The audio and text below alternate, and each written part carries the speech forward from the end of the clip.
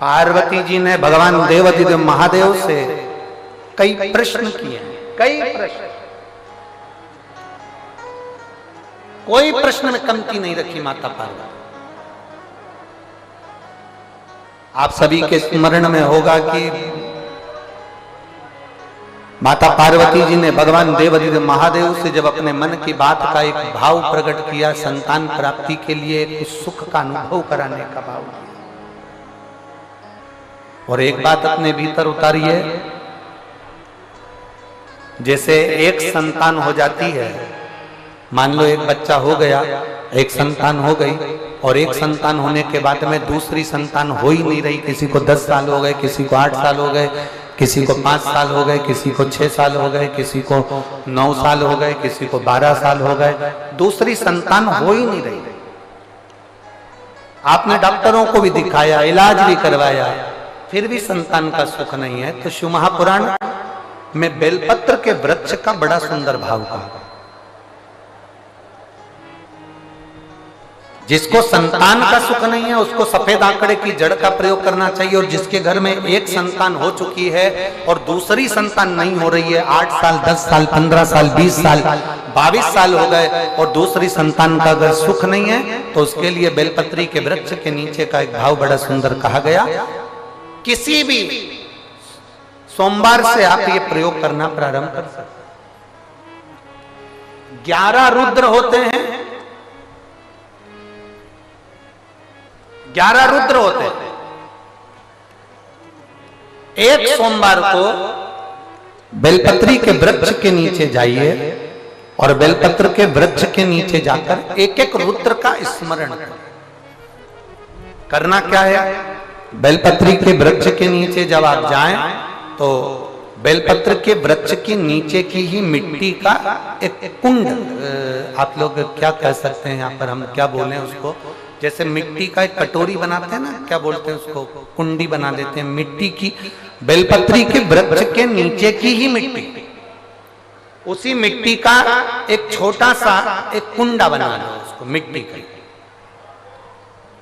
जितने लोग आस्था चैनल पर सुन रहे हैं, जितने लोग फेसबुक यूट्यूब पर श्रवण कर रहे हैं, बड़े ध्यान से सुनिएगा, सावधान।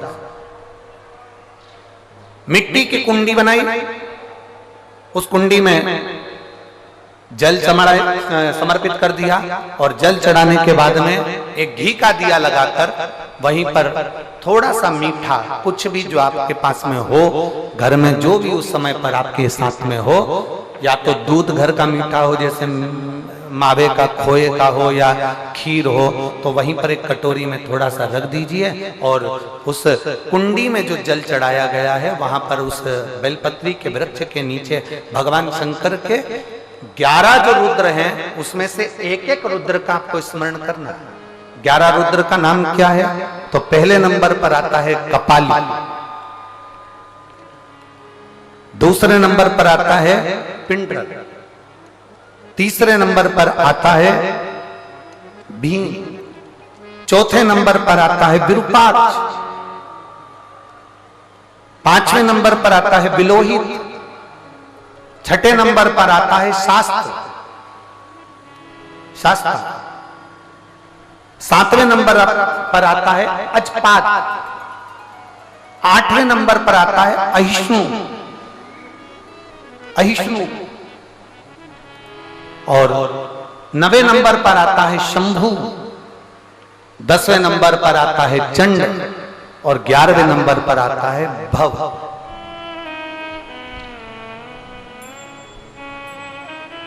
अगर अभी आप लोग नहीं लिख पाए हैं तो बाद में मोबाइल पर से कथा को पीछे खींचना, फिर उसमें से धीरे धीरे इसको लिखना। एक रुद्र के नाम से एक कुंड का निर्माण करा, पूजन करी, घी का दिया लगाया, वहां जो मीठा रखा है उसको लिया, कुंड में से थोड़ा सा जल लिया, बेलपत्री के पेड़ के नीचे आचमन किया, जो मीठा रखा है वो ले जाकर रात्रि के समय पर सोने से पहले पति पत्नी उसको पाएं और साथ रहे। एक सोमवार को ये प्रयोग करना है, फिर दूसरे सोमवार को दूसरे जो एकादश जो 11 रुद्रों का जो वर्णन किया गया है, एक एक रुद्र का नाम लेकर एक बार कुंड का निर्माण करना है। दूसरे सोमवार को, जैसे एक बार आपने अगर कपाली नाम से पूजन करी, दूसरे नंबर पर पिंडरल नाम से पूजन करी, तीसरे नाम पर भीम नाम से, फिर आप विरूपाक्ष नाम से, ऐसे एक एक सोमवार करना है, 11 सोमवार। और 11 सोमवार जैसे तुम्हारे पूर्ण होंगे, भले 10 साल हो गए हो चाहे 15 साल हो गए हो, गर्भ जरूर फेरेगा और संतान की प्राप्ति जरूर।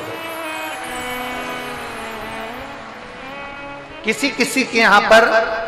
11 रुद्र भी पूरे नहीं हो पाते हैं और गर्भ ठेर जाता है। लगभग 4-5 रुद्र पूरे होते हैं और गर्भ ठेर जाता है। तो आप जो 11 रुद्र हैं, इनका स्मरण कर कर भी भगवान शंकर से प्रार्थना कर सकते, भगवान शिव से प्रार्थना कर।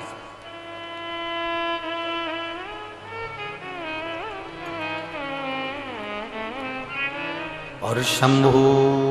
शरणे पड़ी मां